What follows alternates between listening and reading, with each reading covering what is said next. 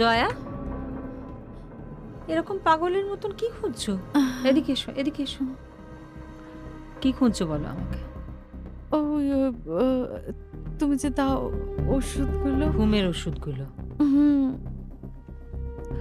আচ্ছা, তুমি যে এভাবে ঘরের মধ্যে খোঁজাখুঁজি করছো, দাদাভাই যদি হট করে এসে পড়ে আর একবার জানতে পেরে যায় যে তুমি ঘুমের ওষুধ খাচ্ছ আর আমি তোমাকে সেই ওষুধগুলো দিচ্ছি, তাহলে আমাকে তো খেতে দেবে না আর তোমাকে তো আস্তই রাখবে না।